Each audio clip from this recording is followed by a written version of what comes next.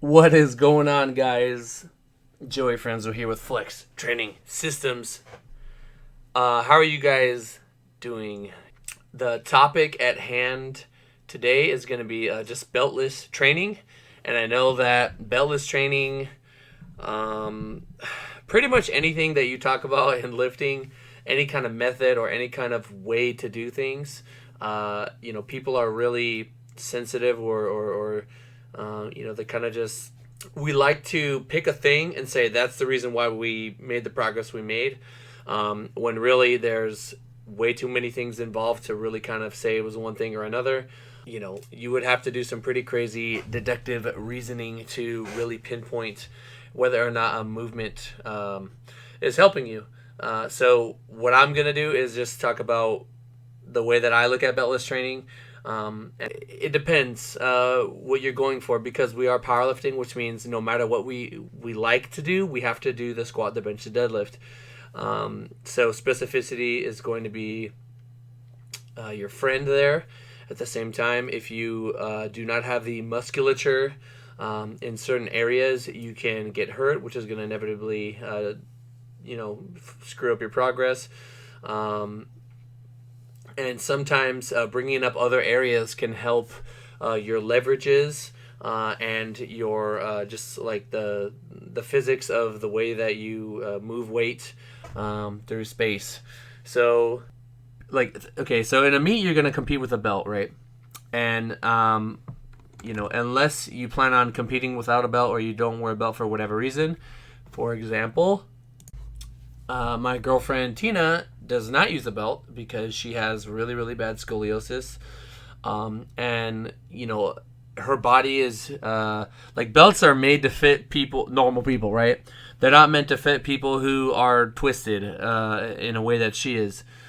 This affects her squat, this affects her deadlift, and the fact that she's able to put up the numbers that she's put up with her ailment, I think it's incredible and inspiring. But because of her ailment, she does not use a belt on deadlift, and we have found that it doesn't really hurt her to not use a belt, and she's able to lift more weight that way, and it makes her deadlift just more consistent, and it is obviously there's less pain involved, because it's not biting her on the side of her hip or anything like that. But if you're going to compete with the belt, then you should be training with the belt, pretty much anything over 50%. You definitely want to be using a belt. A belt is going to allow you to lift more weight, and a lot of the time, so having a strong back is cool and everything, but in the squat and the deadlift, your glutes are what's going to move. Your glutes and your legs are what's going to move the weight. Your back is there to kind of hold things in place. But we're not actually using our back to lift the weight. And if you are, I would need to see someone do that, because I can't imagine them. Imagine your legs perfectly straight and your back bent over, and then you're just curling your back straight up to kind of lift the weight. Yeah, you shouldn't be doing that, obviously. So without a belt, you're not going to be able to lift as much weight as you can with a belt. If you're close to a competition, and when I say close, I'm talking like a prep, so 16, 12 weeks, something like that, you want to be gaining as much momentum as you can in the belt. That's just going to make you better off when you get closer to the competition. Beltless training, outside of that, if you want to do... for example, after my deadlifts, if I want to do some beltless, like Romanian deadlifts, or dumbbell Romanian deadlifts, or if you want to work your core, which core training in itself is direct ab training is fake news. You don't need to do that. But when you do bench, you do use your core to help stabilize the weight, especially when you're doing a long pause. When you walk out squat, just standing up with it and getting into a good position with deadlift, you do need strong obliques. And things like planks, inverted rows, beltless hex bar deadlifts, beltless deadlifts, squats, things like that. It can help, but it's your legs are inevitably going to be the inhibiting factor. So like, if you have the strongest core in the world, but your legs aren't strong enough because you're not using a belt to help you lift more, it's just going to hold you back. But after my regular training, if I want to throw in some beltless stuff, me personally, I have a long torso, and as of late, I've been trying to mess with my deadlift technique, moving my stance out, to like reduce my rounding somewhat, just because I'm pretty thick in the legs, which causes me problems when I am rounded trying to lock out in terms of ramping.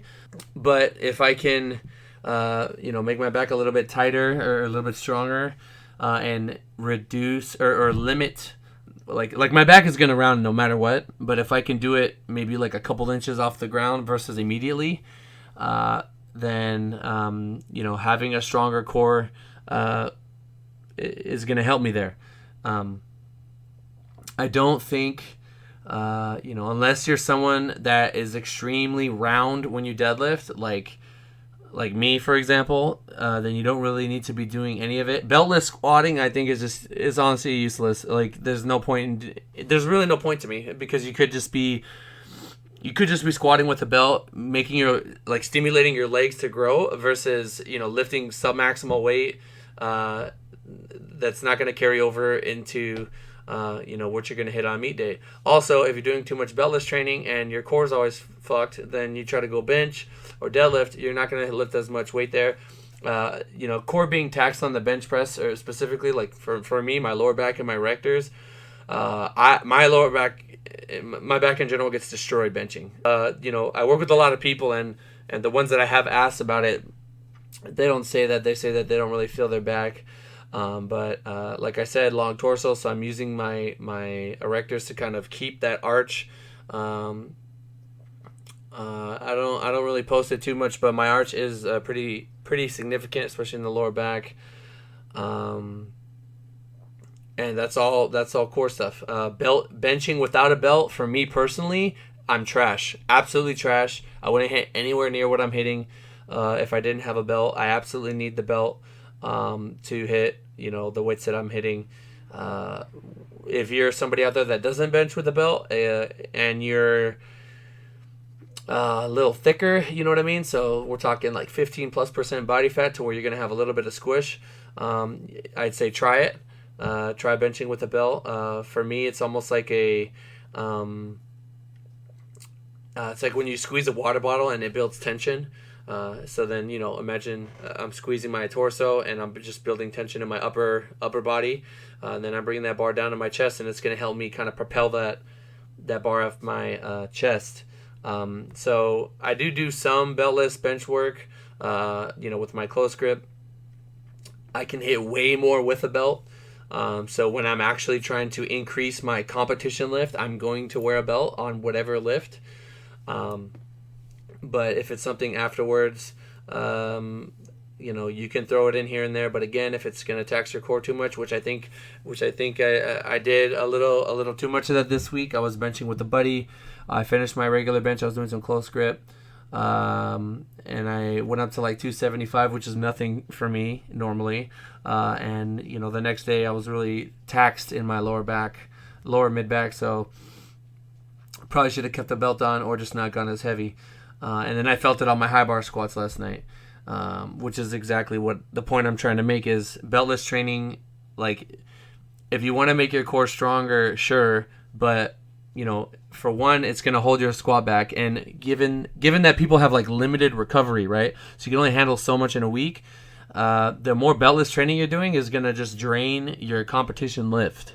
I think that pretty much covered everything. Again, going back to the deadlift, if you're someone with a super duper round back and your body just kind of like crunches and folds over your belt when you pull, then some beltless training might help reduce that a little bit. Everybody's different. It could be a positioning thing, could be hand placement, could be foot placement, etc., etc. Beltless squats, I think they're trash, to be honest. I think they're useless.